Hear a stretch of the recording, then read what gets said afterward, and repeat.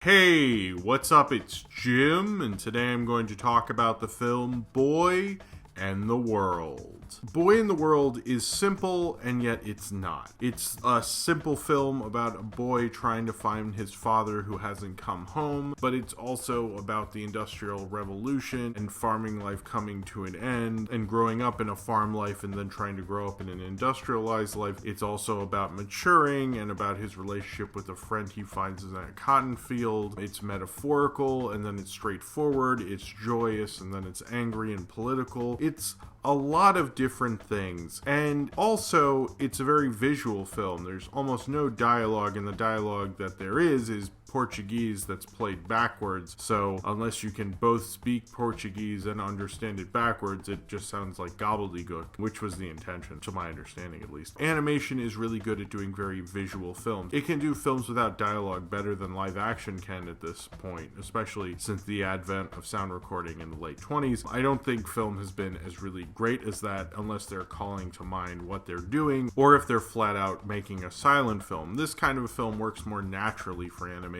and it fits Boy in the World. You don't really question that you can't understand these people. You're kind of wondering if there should be subtitles or something, but you fully understand it. That kind of storytelling works for Boy in the World, but the problem with that kind of storytelling is it kind of calls to mind the plot, and this film's plot is kind of all over the place. It changes from being a kid's film to an art film to back again to being an art film again to being angry and political. And having a plot like this with a very visual, non-dialogue type of cartoon is messy and odd and strange, but this is kind of a messy, odd, and strange animated film, and you can kind of go with it because of the character design, because of the colors, because of the kind of animation. It makes it an enjoyable, watchable movie, even if the story itself isn't as watchable as the actual animation. A boy who is growing up on a farm with his mom and dad and is having a great life and is having lots of fun and loves his mom and dad until one day his dad goes on the train that's a weird designed crazy train and goes off into the city to get a job and doesn't come back. So the boy, who misses him very much, who's actually called Kuka, who they never refer to that in the movie, but it's on the Wikipedia, so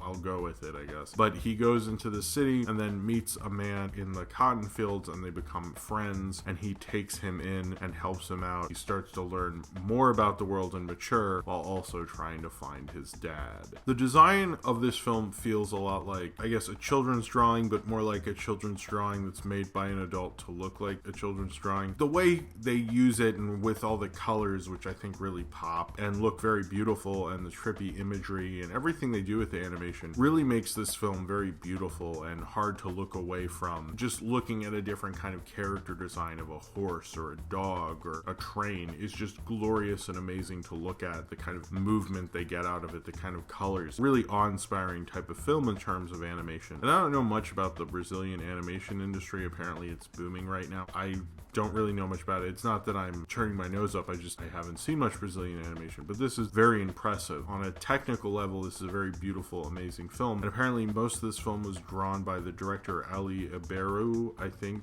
his name will be right below here. I can't say it very well, of course, but it's very impressive and ambitious, more so than I've seen from most animation directors, that he drew most of this himself, that it takes on so many artier metaphorical themes and breaks from its plot so often into such weird avenues is kind of interesting, even if it doesn't necessarily work. And the way he tells the story without any dialogue and very visually is also really great. I love it quite a bit when animation does that, and I think it gets closer to kind of pure cinema the way we saw in both Shaun the Sheep and Mad Max Fury Road. But Boy in the World doesn't do that as well. I think one of the things about Shaun the Sheep is Shaun the Sheep took a fairly uninteresting plot and made it more interesting by having it without any dialogue. At Boy in the World, this whole plot is just kind of a mess, and that at first it feels like a simple film about this boy trying to find his dad. You kind of are fine with it being artier and strange because you feel like it's focused, but then as we got more into the city, he meets his friend, and these metaphors and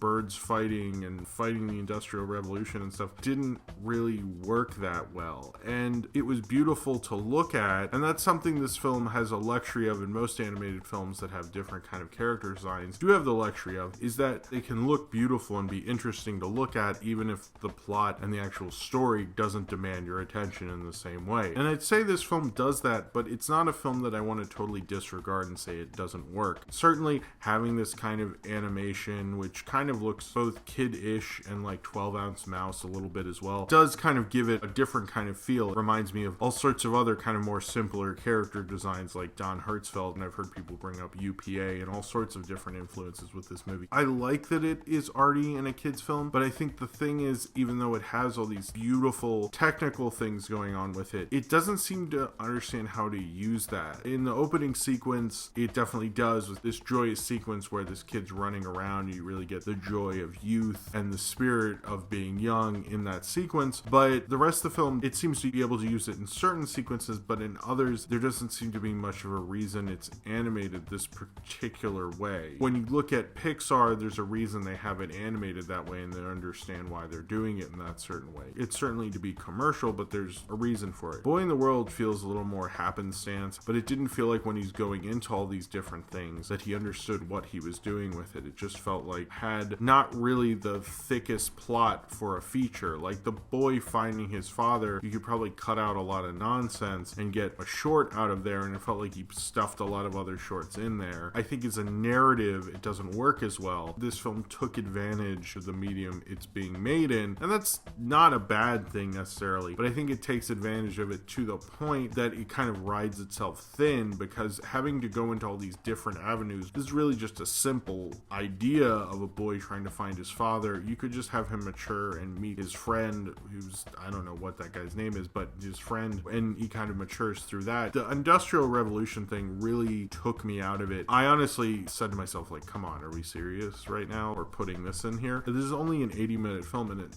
feels a lot longer because it keeps deriving and kind of like splitting our attention and introducing plot points when we already feel like we're going into one avenue. Why are you going into another? I would definitely see something by this director again, and I would love to see more Brazilian animation, but as storytellers, I don't really like it as much, and I don't think it can hold an audience. The characters don't have as much distinguishing traits. The kid does, because he's such a focus of it, but he's not very distinctive, and so it was almost like hard to go through all these different plot points and have the plot change so much, because I can't really connect to these characters. They're really conduits, and it's not that they're not talking. You know, I've watched quite a bit of silent film, and like Chaplin and Keaton have distinct personalities coming through, and this kid in this movie doesn't have it other than being a kid. His friend has a hat, and I can tell who he is because of his hat, but there wasn't enough to connect to necessarily. And it's a film that definitely asked you to connect to these people, but it wasn't giving me that connection. I kind of don't want to just disregard this movie. I think people should see this. This got a surprise Best Animated Feature nomination, and I think it's actually good for the industry that this gets nominated and this film gets a higher profile. But I'm saying that purely for the animation and for Brazilian animation to get a lot more exposure in America and around the world. I don't think this is really the film that's going to make Brazilian animation come alive. It's just the Brazilian animated film that got the most attention. It's a wonder to look at, but it's also a film, it's trippy, strange imagery. You could certainly get stoned or get drunk and just chill out and not think about it and have just as good of a time as I was, and I was sober and trying to pay attention to a plot and such. And I like seeing different kinds of animated films and seeing whole new sides of animation, and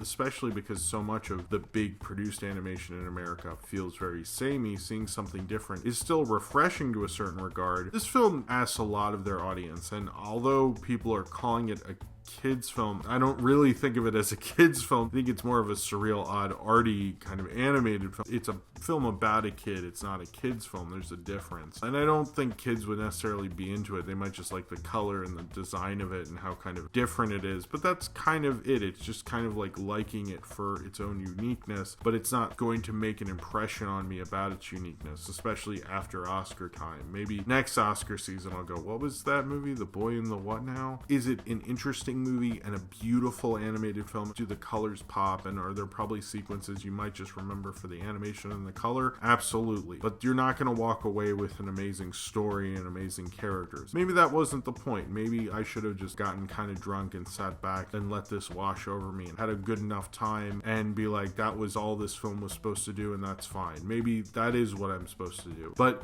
to watch it as just a film, as I consume any narrative kind of film, I don't think it necessarily works as well. But it's kind of not just a regular narrative film. It's arty and strange. It's almost like a jam film in a little bit of a way. It's something that works in animated shorts a lot better. I kind of feel like he should have made a really impressive short and made a film like this. Although this film is impressive, and I think this director is very talented, but I hope he kind of learns how to get that story or surrealism to work for the film as a whole, because it just felt like a mishmash going between one and the other and not really understanding what kind of film this is, and kind of doing the Industrial Revolution thing and then kind of forgetting about it and then going back and then going, oh no, we're done, we're doing this boy maturing through his journey to the city thing, and you're like, oh, we're back to that. I love the animation in this, and I love the idea of this movie, and I love that people will see a different kind of animated film. I don't think this is an animated film that audiences are going to absolutely love and cherish. This is one, and they'll say, hey, I saw a Brazilian animated film.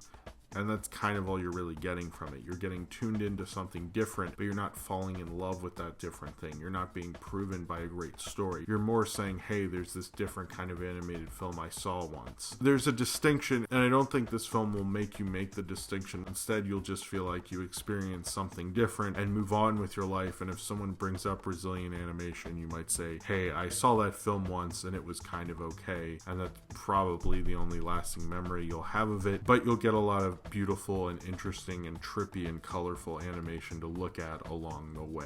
So if you have seen Boy in the World and you would like to talk about it, then comment below in the comments and subscribe if you would like to.